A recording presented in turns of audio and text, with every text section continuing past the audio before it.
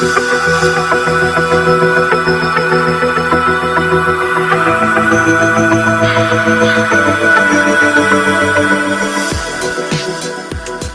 you have a question for Dr. Donna, please do leave it on my page and I will be happy to answer the question for you.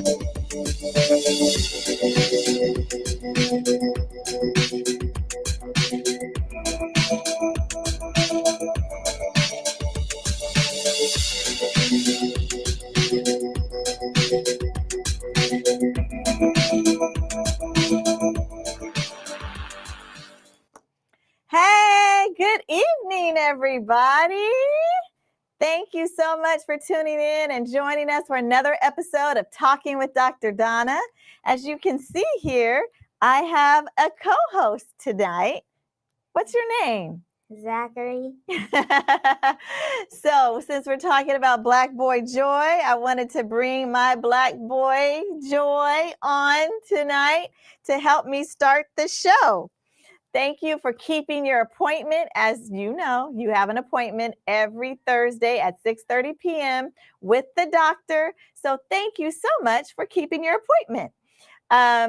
Again, if you're not already a follower and subscriber to Talking with Dr. Donna, I would really appreciate it if you would take just a moment to go over to the YouTube channel and subscribe. And then after you subscribe, hit the icon that is the little bell. That way you know every time we go live. And share widely with your friends and your family and coworkers. Let them know, hey, do you know about your appointment with the doctor every Thursday at 6:30 p.m.? You got to keep your appointments, right? Yes. All right. As you know, our mission on Talking with Dr. Donna is to build generational health. That is building a network with each and every one of you. You're a part of the network to make sure that we help to end the cycle of premature death. And the way we're going to do that is focusing in on our 4 pillars of health: our spiritual pillar, our emotional and mental health pillar, of course, our physical health pillar, and our environmental health pillar. And as we focus in on those 4 health pillars, it's going to give us a holistic health for not just me, but for you and each generation that comes behind us. So every change that little Zach makes to make himself healthier can change 4 generations after him, just from him tweaking his health. Isn't that amazing? That's wonderful to think that right now, high blood pressure that is in my generational health can end with him. As he starts to make changes, he could be the last one that has to have a family member who had high blood pressure. Now, again, I see you, co-host ZJ. You got a lot of people saying hi to you. You know that we're live. So if you have a question, you're going to put into the chat to be able to talk to our awesome guests tonight. This is part 3 of Black Boy Joy series, and I'm super excited. But before we get into introducing our guests, we have to always start out, because it's February, to say Happy Black History Month. Yay! Yay! Focusing in on our excellence, and not Black excellence, but excellence. And no matter what folks have tried to throw in our direction, whatever they've tried to stop us, we always find a way to excel because it's in our DNA. Speaking of generational, what's generational is strength, resilience, fortitude, innovation, all excellence. All of that is in our DNA. And so we're celebrated not just today, but every day, 365, but especially this month. So I always say I shine every month, but I put my extra shine on for Black History Month. So I hope that you do too. Tonight, we're going to highlight someone, yes, Black Boy Joy, there we go. We're going to highlight a person in Black history, because that's what we do. We're going to highlight a innovator, someone who, so many cute comments. Our innovator, Otis Boykin. That is who we're highlighting tonight. There he is, a picture of him. He graduated from Fisk College. I always want to call it Fisk University, but it's Fisk College in Nashville, Tennessee. And what's amazing about Mr. Boykin is that he has 27 patents. He owns 27 patents. He's innovated and created things 27 different times that no one else had thought about, no one else had imagined, and no one else had figured out how to do it. And so we're giving our little snaps and our claps to Mr. Otis Boykin, and his relationship to health is that he created and patented the control so that you can control your pacemaker. Hopefully you don't need a pacemaker, but should you need a pacemaker, you have Mr. Boykin to thank for having the control on that pacemaker. So again, let's give it up to Mr. Boykin. Yes. All right. So let's get into the rest of our show because I'm excited. I want to spend a lot of time with our guests tonight. We have two guests. Good evening, everybody. Remember, if you have questions, go ahead and put them in the chat section so that we can answer all of our questions. I see you. Good evening. Hi, Auntie. You're back again. That's Auntie Janella saying hi. Davi says hi. Hey, Davi. Thank you all for being here and keeping your appointment. It's so very, very, very important. All right. So let's get into our show and let's introduce our guests and bring our guests in. So our first guest tonight, we're going to bring in someone who is near and dear to our hearts, right? Yeah. He is Brother Ken McCullum. Come on in, Brother Ken. Welcome. Good to be here, Doc. How you guys doing?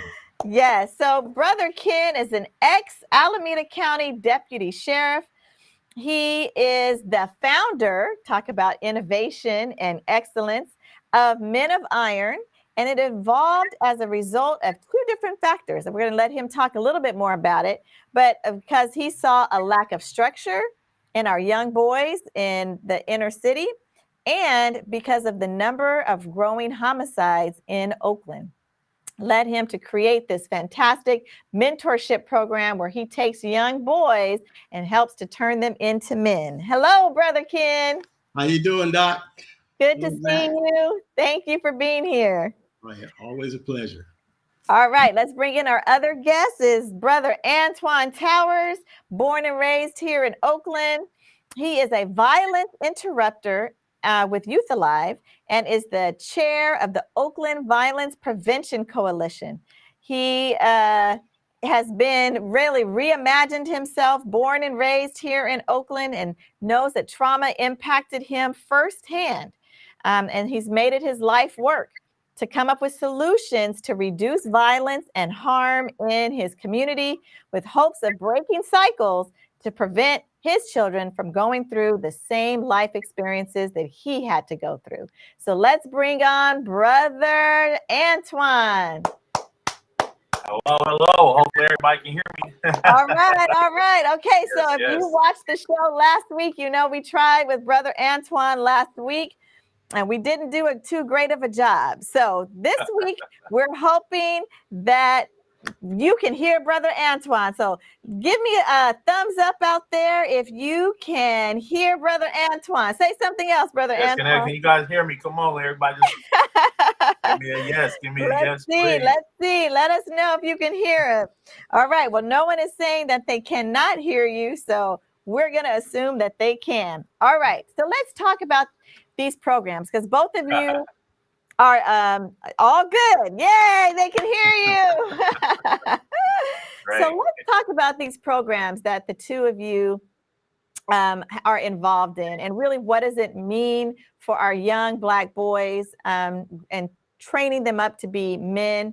The theme of our show is Black Boy Joy: Challenges, Triumphs, and Advocacy in Raising Black Boys. So let's start with you, Brother Ken. Talk about what is Men of Iron and what do you hope to do with Men of Iron? Well, Men of Iron is a program that was started 15 years ago, believe it or not. Wow. based on the number of homicides in Oakland. I worked for 25 years in the sheriff department, and I saw a lot of young men that had potential, but they didn't have the structure that it took to, lead productive lives. So in 2007, me and a couple of other my fellow deputies, we got together and put together Men of Iron, and it was, started at True Vine, and it was started because we saw that young men of from the age of 6 and 7, they were getting in trouble already. And we realized that there are a lot of programs for kids that are in the system, but there are not a lot of programs that were designed to keep our kids out of the system. So Men of Iron is a program that was designed to help young boys become productive young men in our community. So that's it in a nutshell. All right. I love it. I love that you said you saw boys who had a lot of potential, but no structure. And that's definitely a theme that we've been seeing in our last 2 shows about the importance of structure. So we'll talk a little bit more about that, but let's bring in Brother Antoine, because we can hear you this week, Brother Antoine. Hey, praise God. There we go. So tell me 2 things. 1, explain what a violence interrupter is. And number 2, explain what is the Oakland Violence Prevention Coalition. All right, I'm gonna start with the other way around. Okay, that's fine. So I'm gonna go from as far as the coalition, we began it. I want to say 6 years ago. According to like our website, it said like 3, but that's only because we had changed our name. So as far as our solidification of that name, it began probably 3-4 years ago, but in total, been like 6 going on 7. We started as a group of grassroots organizations that had the direct connection with community, boots on the ground, and wanted to be able to create space to give community a voice, in politics and the council and advocacy in multiple ways, to be able to allow their voices to be heard. We wanted to, establish a department. So we went through the process of, creating the Department of Violence Prevention to be able to help to have a representative of the community's voice, that to be able to express their needs, the community's needs, while going through loss of life that's been continuously happening. So throughout that process, we've had plenty of victories, and just trying to make sure that the community gets their voice as far as what they feel that they need.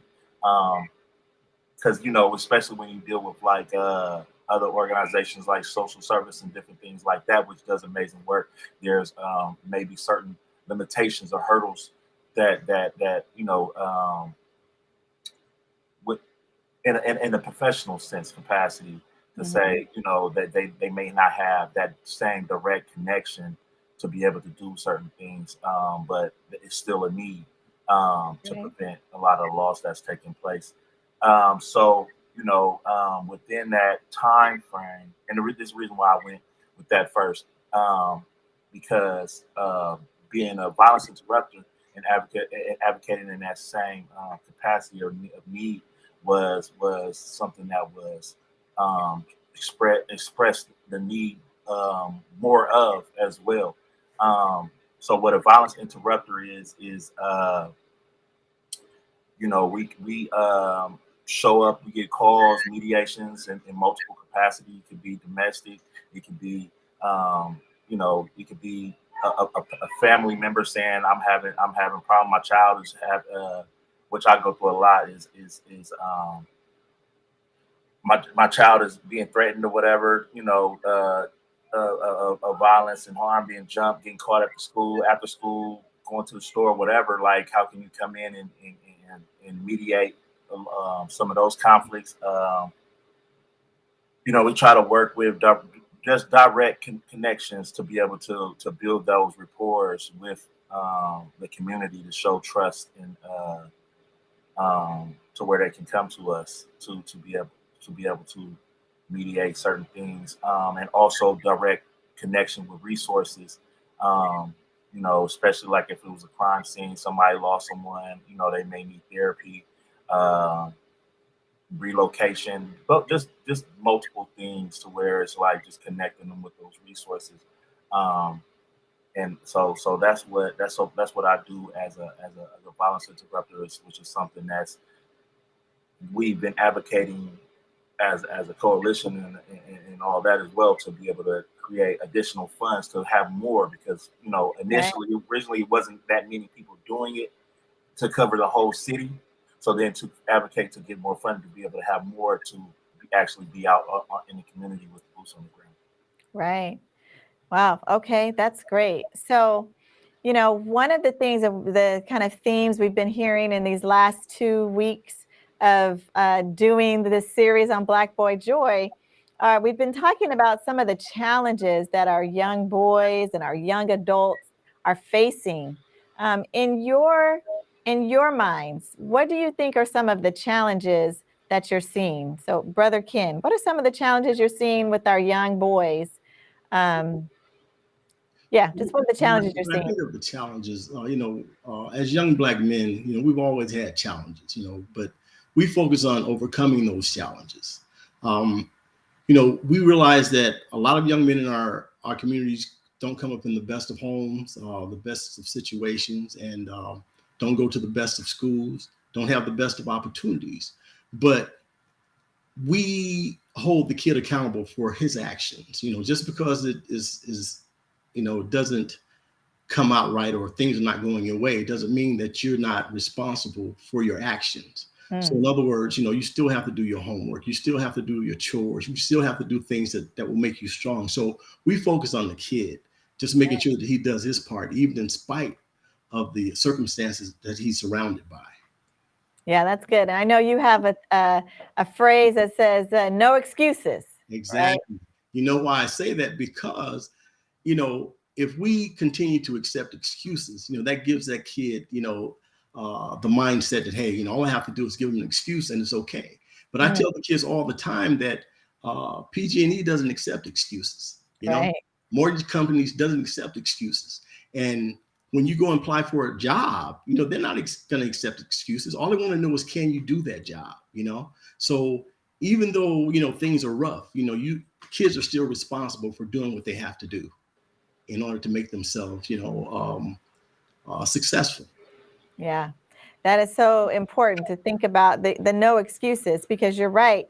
We do have a lot of things stacked up against us, right? Mm-hmm. Just out of the box. Mm-hmm. You have 1 or 2 strikes maybe already against you, but you still have to do your homework. You still have to go to school. You still have to help make the right choices. Correct. when you come to that part of making it. Do I go left or do I go right? Right. So Antoine, what are you seeing when you work with the youth as you're mediating conflicts? What are some of the challenges that you're seeing out there? I agree in a lot of ways with Brother Kimball. I think what a lot of challenges are is that some of these situations, they don't have any choice or say in what happens next. You have a lot of them that may be doing the right things in school, and they can get pulled into a situation to where it's like, a lot of kids be like, I just hope that I make it throughout the year. And that's really a harsh reality that we have to acknowledge as the adults in the situation of our community, of sitting back and observing like that. Somebody can be like, yo, you with us, or you riding with us, or or especially like we breeding a lot of big kids too. You know what I'm saying? We got our kids that are looking at sports and all that as an escape to get out, and cats that's involved in the streets and the gangs and all that can be like, we need that, or whatever the case may be, and and they could come like with guns and everything, like, yo, you with us. Um, so it's so many different dynamics that take place, and it's not. I don't want to sound like excuse, but I just want to say that it really takes place. You know what I mean? Yeah. And if we don't, as family members, really acknowledge that some of these things happen, and when our kids come to us saying they scared in a lot of ways, I have 3 kids, and my oldest about to be 18, and a lot of things that he came to me with, my natural response was different after, like, it changed the perception after really seeing how certain things was playing out, of like, oh, I can see why he really was scared, to be in a certain school, or to go to this, to do this, to do like that, because there was things that really was happening. And he tried to transition in different ways, and you start seeing how kids move differently to stay out of certain things. But in a lot of ways, just surviving really is a situation for them sometimes. And like I said, it's just so many dynamics. I don't really want to thrive on just that, but Right. it really is a lot going on in these streets. Yeah, thank you for that, because that is true. We know that there are definite dangers out there. So we're saying, trying to help our kids make great decisions, but there really are dangers out there that try to decide how you're going to maneuver. Right. And one of our guests last week, Robert, was saying how he was on that path, making, surviving out in the streets and trying to just to stay alive. And then his mother pulled him in and said, no, I'm going to get you involved in mentorship programs, right? And that really changed his life. So, one of my goals of having this series of Black Boy Joy is really to talk about, yes, there are challenges out there, but what can we do as parents? We can't, we're not going to necessarily change the danger in those streets, right? But as parents and as community members, how can we support our young boys? And you said something, Antoine, when you said they come to you and they say that they're scared, and just listening, right? And helping them to sort of try to figure out a solution to their problem. What are some of the things when you work with these young boys, Brother Ken, like the life skills that you give them? It's not just about the no excuses, right? In Men of Iron, and as you're talking to boys, but you also give them some life skills to sort of help to figure life out. What are some of the things that you help boys with? Well, like you said earlier, there are a lot of things that's going on in the world, and that's why we start young. I know that, once kids become 15, 16, it's a whole nother dynamic. That's why we start young, from ages 6 to 12, just trying to impart certain amounts of discipline, structure, and accountability in them. Because I say all the time, there's no such thing as a bad kid. There's bad behavior, but not a bad kid. So, we just try to build them up, and give them strength to know that they're strong, no matter what. So we have mottos, that they have to memorize. It's overcoming obstacles. It's like, I'll strive to be my best each and every day and overcome any obstacle that gets in my way, because they're going to have obstacles in life. And the thing is to overcome those obstacles. So we talk about all those things, overcoming obstacles and being at your best, even when things are not the best around you. That's great. I love that. No bad kids, bad behavior. Yes. Antoine, what are some of the tips that you give to parents about how to help their kids maneuver through some of these circumstances and obstacles that you talked about? So as far as my position as an interrupter, when I speak with families, I mean, all I really can do is, show them an opportunity to do something different, to distract them from what they're doing on their regular routine, to possibly show them something different, to keep them away from the circle that they're connecting with on a regular basis. Like, I can easily, some they can say something's taking place at the school and be like, yo, I can take it. Let's go to the movies. Let's go eat. Let's go. You know what I'm saying? Let's go do something entertaining to keep you away from the friends that you're kicking it with, and connect you with some of our resources as far as trying to get you employment, or maybe even just putting a couple of dollars in your pocket here and there just to keep them distracted. But in the same regard, it's like kind of what I was just saying is that's kind of like a limitation, but in a lot of senses, like when they come out with that, and I just think from like the current situation, like I'm dealing with as well. Um, Sometimes it's just it may because sometimes it may just have to be like I have to get that assistance as far as that relocation. Not saying um, like they wanted to or was in a position they had the finances to be able to do so. But that's when my organization can step in and be able to be of assistance or whatever, because too many things are interlinked that to where the house can get shot up or whatever is mostly keep continuously happening. And so the kids are wanting to change, what I mean, especially when you show them certain things that they may not have that exposure to, especially within the family dynamics, because you may have a lot of things taking place in the family as well, that's holding them back or down. But to be able to come through and show them something different, something separate that piques their interest, that can keep them going sideways and to where they can be trusting to open up as far as what the overall problems are and what they actually need so that they can succeed. Yeah, that's good. That's good.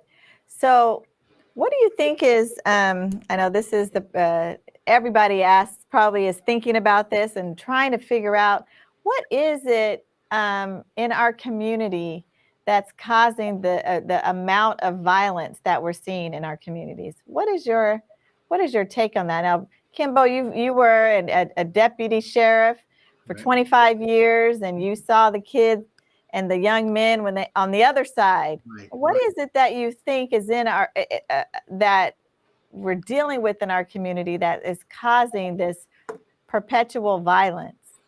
Well, like I said in the beginning, we've been given a bad shake when it comes to, finances, when it comes to housing, when it comes to school, and I think, and there are a lot of single parents, mothers trying to raise young boys, and those young boys are angry. They're angry because they don't have the things that other kids have, and I think they're lashing out. They're acting out in school because a lot of times, and the reason why we start so young is because I remember getting calls, parents telling me they have to go to the school every other day, because their son's acting out in school. There's a reason why he's acting out, you know? And so how many times can a parent or a mother take off her job to go see about her kid at school? She can't do that too many times without being fired. So what we do, we actually hold the kid accountable, say, hey, we realize things are not the best, but there's still no excuse for disruptive behavior. And so even though they're angry, and that's why you have to give them outlets, and that's why at Men of Iron, we deal with martial arts and also military discipline. There's an outlet there. They're running, they're doing push-ups, and they're doing stuff, and they might come there angry, but at the end, they're so exhausted, man. They're not thinking about starting trouble. So I'm saying that I think the cause of most of the violence is because those young men are angry. Antoine, you want to answer that? That was powerful. Yeah, I think for me, I believe that it's a generational thing that's been taking place over years. That's just growing. That's been growing for ages, and molding just like everything else. Once you put practice into you perfect in certain ways. You know, you got a lot of these guys that are with with firearms and stuff. That's, you know, how they show up on in the community, like Call of Duty. Like, they really practice. They really Mm. study YouTube videos on nothing but guns. They that like you have a lot of them that, you know, and it didn't start with just them. Like, a lot of them where their family members, uncles, fathers, parents, like could instilled a lot of those things in shaping that outcome as well. And, you know, there's kids that it wasn't a part of that got pulled in. Mm. So, you know, it's like I said, it's a thing that grew like a virus, that spread, and our numbers are just ridiculous as far as our homicides and loss of life, from our kids that we're losing because of what's been happening and spreading. Um, because it just doesn't stay in one household. You know what I mean? Like, Right. because you know, the old saying was bullets don't have no name.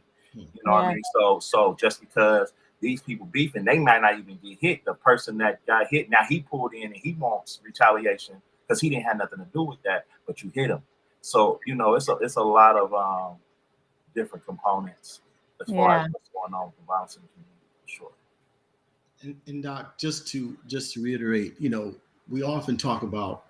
I tell people that, you know, young men, you know, especially young black boys, you know, they're a different breed. You know, they got a lot of things going on. You know, like I said, with the racism and everything else that's happening. Mm-hmm. And I tell the mothers a lot. You know, I said, I know sometimes we cuddle them, you know, and you try to make things easy for them, and, you know, and like, hey, you know, but, you know, my thing is, it's just like when people have these little cubs, you know, they get these little bear cubs and they get these little tigers and stuff like that. And all these young men that are out there doing the shooting and killing, they were somebody's baby at one Mm. point. So my question is, how do they go from being someone's baby to being a killer on the street? You Mm. know, and these are the issues that we try to deal with. Because like I tell people, what makes you think an undisciplined boy is going to grow up to be a disciplined man? It's not going to Mm. happen. So when the Bible says train them up in a way that they should go, that's what's necessary. We have to find a way to train our young men when they're young. And that way, when they get old, they won't part from it. And a lot of these young men are not being trained, because I talked to many of those young men in the prisons. As a matter of fact, I talked to 2 young men who were in their 20s that went to San Quentin's death row. And Mm. both of those young men told me the same exact story. I said, how? And I asked them a question: how did you end up, instead of going to college somewhere, on your way to San Quentin's death row at age 20? And they both told me, hey man, when I grew up, you know, you know, wild. You know, I didn't do what my mother told me. I didn't do what my teachers told me. You know, I started hanging out with the wrong people, start, you know, using drugs, start doing different things. And eventually I took a life, and now I'm here. Mm. And we took our kids to San Quentin one year, and we talked to the lifers. And a young man told me something that just really stuck to me. He said, hey, man, he said, I didn't just end up here. He said, I earned my way here. Mm. I said, what do you mean? He said, just like people earn degrees. He said, I earned my way here. He said, I started robbing and stealing. He said, I earned my way here. So we tell our young men, what are you earning? You know, what are you going to do with your life? You know, so either you're going to do something wrong or you're going to do it right. And so we try to keep them on that right path, because they had to start somewhere, Right. becoming criminals. It didn't just happen. And so that's why we try to focus on something positive. Yeah. Thank you. I like that. And, you know, you're right into our series, right? We're talking about challenges and then the triumphs, right? The scene, you know, the kids that you see in your mentoring program that you have turned from maybe making the wrong decision and have grown up into being able to navigate life. The triumphs. And then the other piece is the advocacy. And that's the question I want to ask you both next is, what can we do? You know, I talked about like what can you do in terms of parenting, but also what can we do as a community to help these young men? Because it takes a village. We've been talking about a village. It's not just me and my household and my son, but it's my neighbor across the street. It's my nephews. It's my friends' children. What do you think as a community? And lots of people on the line tonight who are watching, what can we do as a community to help our Black boys grow into being structured, disciplined Black men? Who you want to go first? Go ahead, Antoine. No, I mean, I think it's involvement as far as community. We a lot of times in a lot of circumstances, situations where we don't even say anything to each other. A lot of times, right? Like, you know, people go from work A to B, back in the house, and make sure that themselves don't get caught into other circumstances or things that they feel that they could get pulled into. But you know, just losing that fear and just allowing oneself to actually interact and connect with your community with you know, with what's going on with things, you know, the game and information that we learn, passing it on to where other people can thrive other than just ourselves, right? Like it's all of those components I think that can help to show a difference, because you know you got a lot of youth that feel they don't trust you know, elders that's saying certain things to them because they only want to tell them what they want them to know in a lot of ways, or you know, or when they have ideas, like they don't feel like they're getting enough information to succeed in certain circumstances, and to where so they turn to each other to try to figure it out on their own. So you know, it's just interacting and being the support base instead of just like, you know, and with patience though, right? Like Yeah. not just you know telling them someone like what they doing is wrong, but just be patient enough to hear what they saying and to give them the information in a way that they can hear it, make sure that they understand what's being said, and then you know passing it on. You know, it's you know, and you know, when Brother Kimbo was talking, I'm one of those that grew up in and out of the system, you know, from incarceration even into my adulthood, and it took me a long time to understand the basics that I should have known as an adult. I didn't really understand it, and but the interactions that I did have from my support bases allowed me, you know, over time to be like, oh, this is what they was trying to get me to see, or try to get me, you know, to understand, but I didn't. And I can say now as an adult, I really didn't understand it. And which had me kind of feel trapped in a lot of ways. Like if I don't do something, I can't provide in any kind of capacity. So, you know, it's you know, but like I said, just as a village, we just have to be patient with each other. We know we have a lot of different fears and stuff like that, but it's just being a support base, continuously being in each other's lives, and giving that praise and uplift to each other, that we can make it, you know, and that I feel like that would turn us around. I love that. Brother Kimbo? Well, Doc, when we talk about a village, you know, there was a time when, you know, the neighbors knew each other, you know, and the neighbor could, you know, if you got in trouble, your next door neighbor could, you know, she could spank you, you know, back in the day. But then they passed a law where no one can spank you. You know, you can't say anything to anyone's kids nowadays. Yeah. Because, you know, that's trouble. So the village has been splintered because people can't say anything because, you know, they don't want any trouble from the parent. Mm-hmm. And that's why it's so important to have mentors around, you know, people that you respect enough to allow them to check your son, you know, because a lot of people don't want their children's checked, you know, and so, you know, and when we talk about lack of mentors, we have mentors all over our communities. You know, we have basketball coaches, football coaches, baseball coaches, track coaches.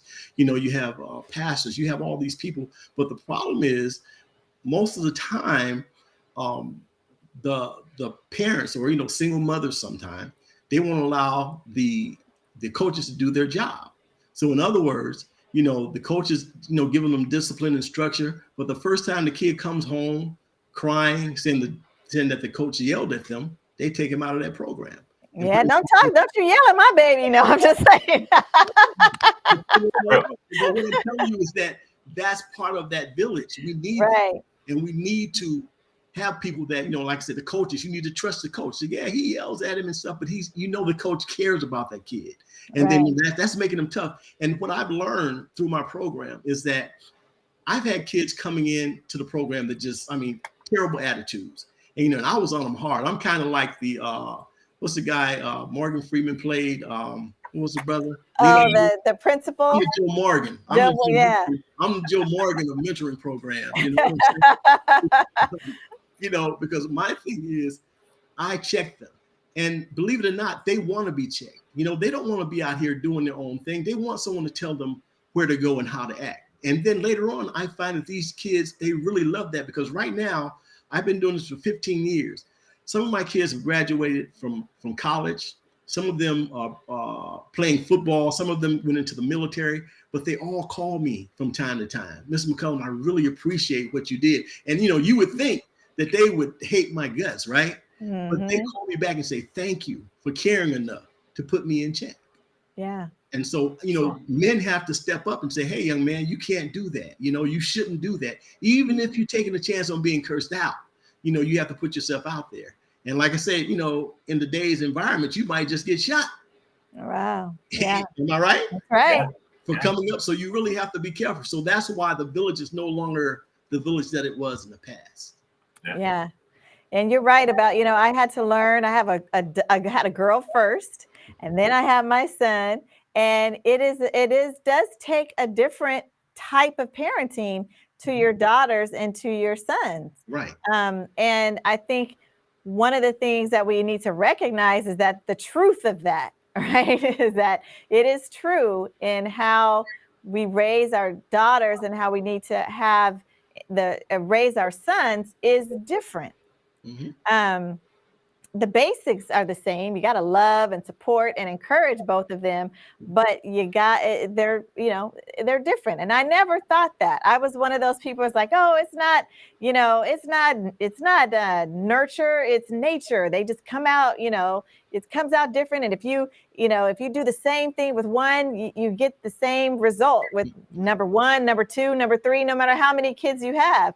But anyone who has more than one kid can tell you, you can have the same household and have completely different results. Not because it's just that they're a little different, right? You're shaking your head, right? And so I think that it's so important, the village. And that is probably one of the themes that I've been hearing in all 3 weeks that we've done this series now, is the importance of the village, the importance of having patience with your Black boys and listening to them, and the importance of mentorship and structure. And do you agree that those are 3 really important things that we should get out of how we can help our Black boys? For sure. Yes. 100%. All right. Cool. All right. I'm going to see if there's any questions in the chat. Mostly it's a whole lot of amens and yes and thank yous from the audience. But if anyone has a question, this is your opportunity to ask. So put it right here in the chat.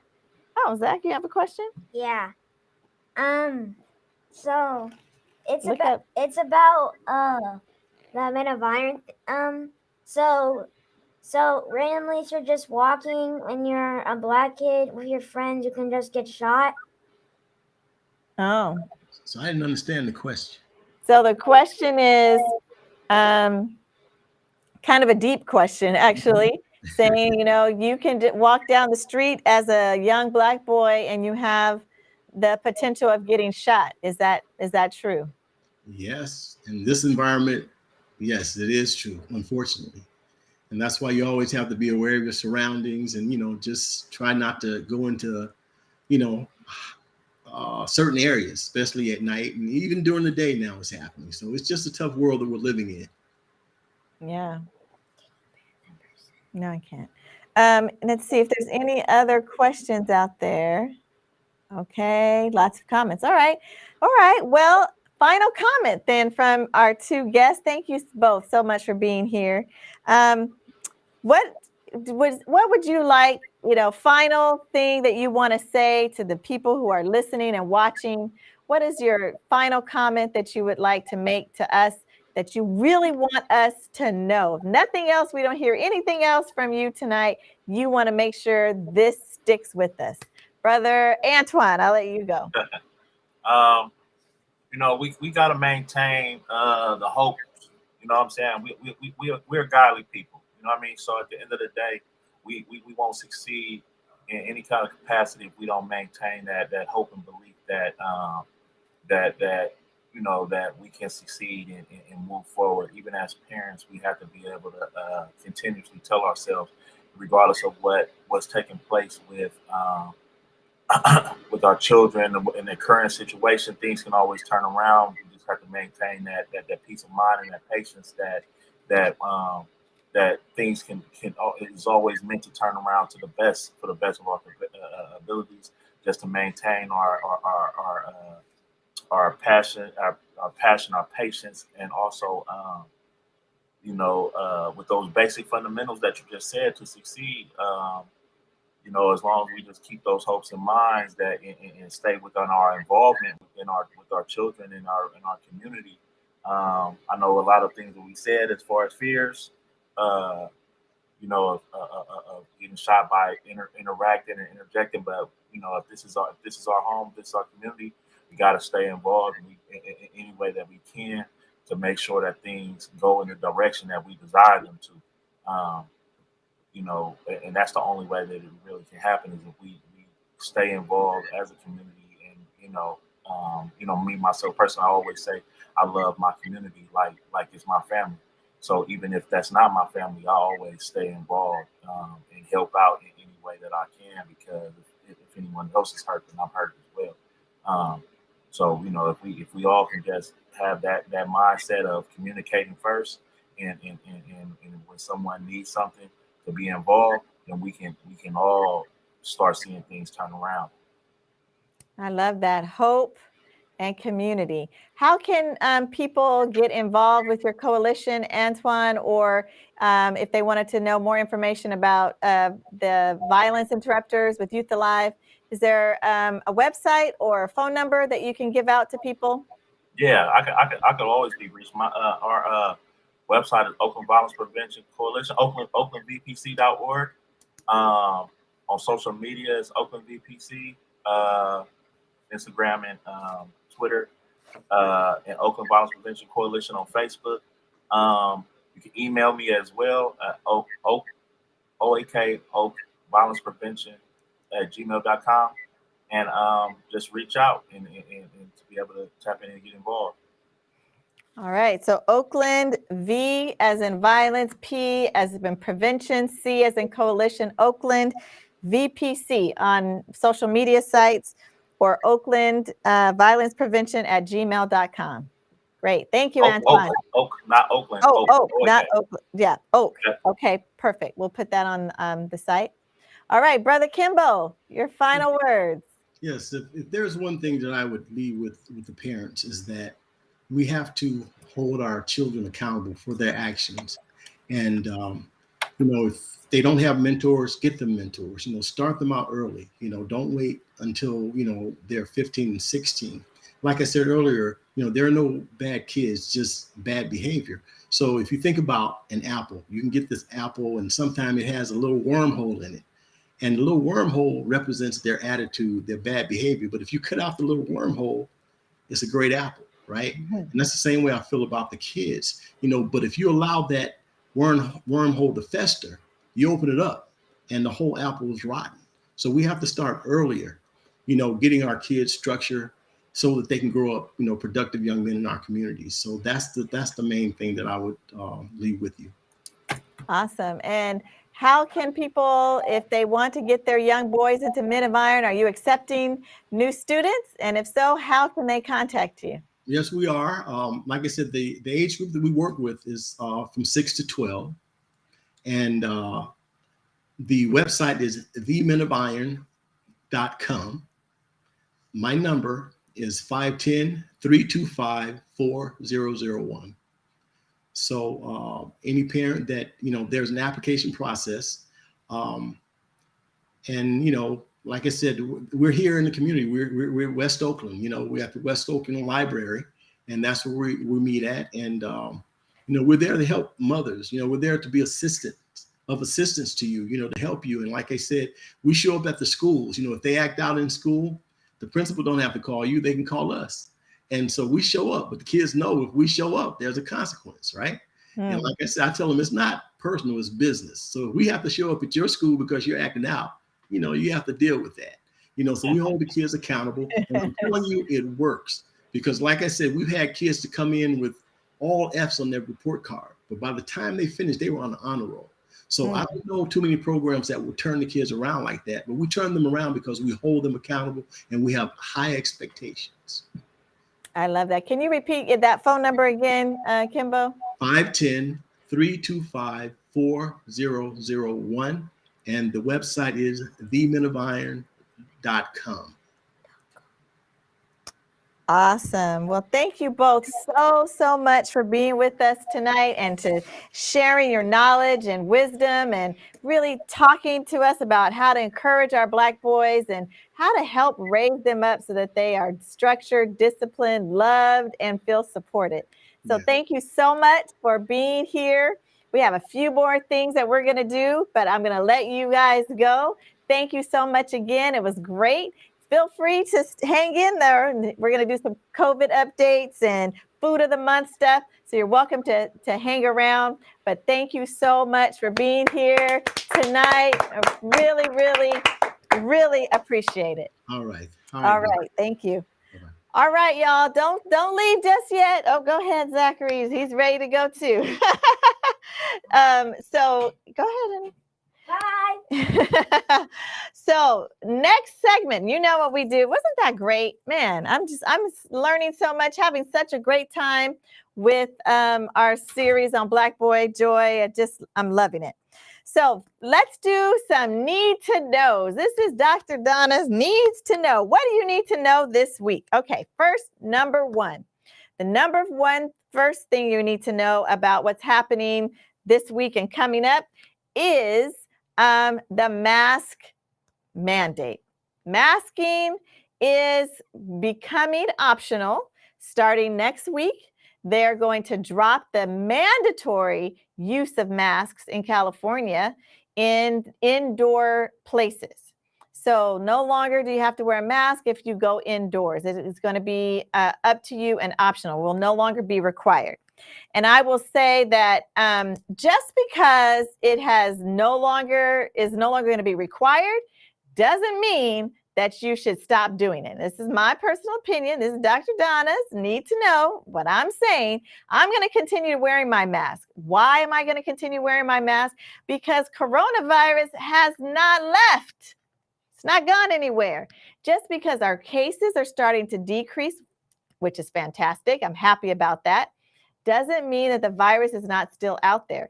We still have thousands of people dying every day. So there really isn't any scientific reason why we need to stop wearing our masks, because we haven't gotten to the point where there's no virus, where there's no deaths, where there's no cases. So to me, that means you should continue to wear your mask. It's not going to be required, but for me and my recommendation is to continue wearing a mask. If you, again, not quite sure which mask to wear, go back to a couple episodes ago where I talked about how to wear your mask, how to fit a mask, which mask is appropriate. But I think you should continue to wear your masks, even if it's not mandatory. Okay? Second, need to know. In California, we also have now, they're reinstated our COVID sick pay. And to me, this is a little upsetting. I'm going to tell you, California governor and everybody else in California who made this rule, I think it's fantastic that we have sick pay, but I think for the people who need it the most, they are not covered under this new extension law. You are only able to get this COVID sick pay reinstated if you work for a company that has 20 or more employees, 25 or more employees. If you have 26 employees or more, then this 40 hours of sick pay goes back into effect, right? That you have to pay them for 40 hours.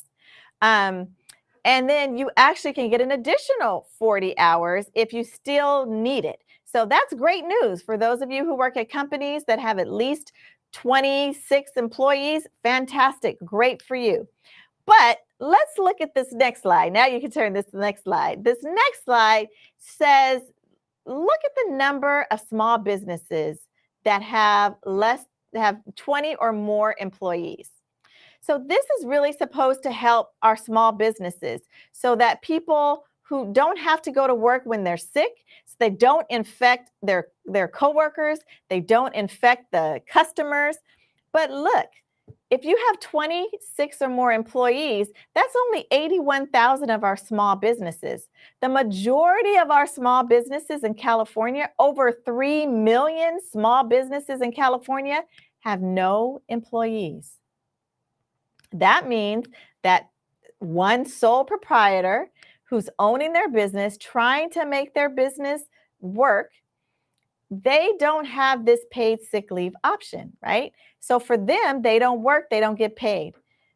Businesses that have between 1 to 19 employees, over 692,000 small businesses that have less than this 26 employees, doesn't count for them. The majority of the small businesses in California have less than the 20 employees that this law is going into effect for. So why am I saying that? Because we as constituents in the state of California need to push on our lawmakers to make an equitable and fair law that really, really helps the people that you're trying to help. The people who have less than 20 employees are the people who really feel the need to have to go to work when they're sick. Because if they don't go to work, that business is probably not running as well, right? So those are the employees that we should be giving sick leave to, but those are the employees that are not covered under this new extension of sick pay. So while I'm celebrating for those people who work in big corporations and big businesses that have more than 20 employees, I'm also lamenting and upset that the majority of the people who really need it are not going to get it. So you need to know, and we need to push on our lawmakers to make sick pay for everyone, for all small businesses, regardless of the number of employees, because those are the people we're trying to prevent from getting sick and spreading the virus. All right, number 3, need to know, is about school closures. Now, I've been following this closely over the last few weeks. We've had school board meetings for Oakland Unified School District. They've gone 2 weeks ago, it went until 3 in the morning. Last Tuesday, it went into like almost 1:30, 2 o'clock in the morning, talking about schools that are going to close. Show the next slide, please, Donnell. So the school closure debate was whether or not to close all of these schools. And what you're seeing, that's fine, I'm sorry, you can stay here. What you're seeing is that the number of schools that were originally to be closed were about 15 schools that were on the chopping block. Most of those schools, low income, Black and brown students. Tuesday, they passed an amendment to the resolution that says we're not going to close all of the schools, but we are going to close some schools in a phased approach. And once again, as we are advocating for our young Black boys that are attending these schools that are being closed or being merged out of their communities, and they have to leave one area to go to school in another area without any accommodations for transportation, thinking about how parents are going to get their kids to these different schools, we need to push back. This is why voting matters. I'm really on my soapbox tonight about voting. This is why your vote matters. And it's not just about who's the president and the vice president. It's not just about who's the governor, but it's about who's on your local school board, because they're the ones that are ultimately making decisions that impact you the most. It's about who is in our legislatures, because they're the ones making laws that impact you the most. So Oakland Unified School District voted to close schools again.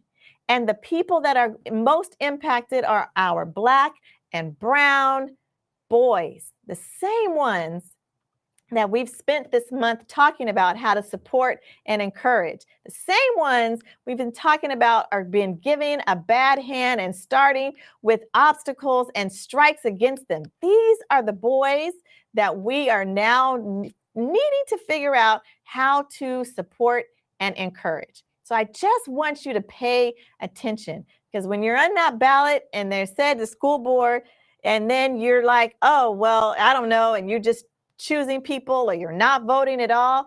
This is where the rubber meets the road. It's because things like this matter. So these school board members voted to close schools, and now we're going to see the trickle down effect of that for our young Black boys. All right, getting off my soapbox, lowering my blood pressure, woo-sawing because I'm very upset by these last two need to knows. But this is what you need to know and then what you need to be aware of that's happening in the world outside of COVID. All right, so let's do some COVID updates because again, like I said, coronavirus has not left. The fact that we are continuing to see people dying every single day is a testament to the fact that this virus is still with us. Black people in a Black community still have highest caseloads, and we're still dying at the highest rates. So things have not changed. You see that little blue bar there? So even if you don't know what it means, this is the total people that have died from coronavirus. And that blue bar is extended out further than any other blue bar, and that is the death rate of Black and African Americans. So as you think about whether this virus is over for you and me and our community, it's not. I need you to pay attention. This other slide I want you to look at is really important. I'm going to sit here for a minute because I really want you to be able to look at this slide. This is the number of cases, the people who are testing positive, getting sick with coronavirus. And from last year up until now, and looking at the lines, that yellow line that's super high, that is the line of people who are getting sick that have not been vaccinated. Okay? That is the difference. You see the other lines that are substantially lower? Those are the number of cases of people who are vaccinated. There's a tremendous difference between unvaccinated and vaccinated. And I'm going to say that complete vaccinations includes your booster. Why? Because we had this shot, most of us had this shot over a year ago, and the vaccine and our ability to fight off the infection is starting to get a little bit lower. The virus itself has shifted and changed. And so to be fully vaccinated and fully protected, you really need to have your double dose of your mRNA vaccine, and you need to have a booster. If you got Johnson & Johnson, run out tomorrow and get your vaccine booster. You need a booster because the Johnson & Johnson vaccine was shown to only be effective for like 2 months. 2 months. And if you got it last year, that means that you're probably you're not protected. I'm going to just say that. So complete vaccination, 2 doses of the mRNA vaccine plus a booster. Johnson & Johnson plus the booster. Okay? So I just wanted to make sure you're still aware that we are not out of the woods yet, regardless of the public health policies that are coming down, because we know they're influenced by economics. It's not just about science, and it's not just about your health. So I need you to be smart and think about your health, okay? All right, speaking of health, food of the month. You know, we have been really trying to encourage you on how to eat better. Last month was apples, and you all did such a great job of sharing what you were doing and what you were eating and how you were doing recipes with the apples. This month, our food of the month are beans. Beans, beans, more beans. Love beans. Shout out to all of you who are starting to post what type of beans and how you're cooking your beans. What you're doing with your beans, you're sharing on social media. Shout out to my Aunt Janella, who is posting that she got her beans and her apples. Hey, Auntie, you're putting both foods of the months in together. So continue to share your recipes, what you're doing, how you're cooking your beans. Let's get creative out there. Share with one another, because the more we know, the better we can do and the healthier we can be. So continue to tag me when you are posting so we can share with one another. All right. that is the end of this episode. Thank you so much again for joining. Thank you for watching Talking with Dr. Donna. Remember, you have an appointment every Thursday at 6:30 p.m. with the doctor. Come on in and learn something. And then when you learn something, share it. If you are not a subscriber, please go to my YouTube channel and subscribe. These are all my handles, so you can keep in touch with me during the week. But until I see you next Thursday, please take good care of yourselves, be safe, and God bless. Have a great night.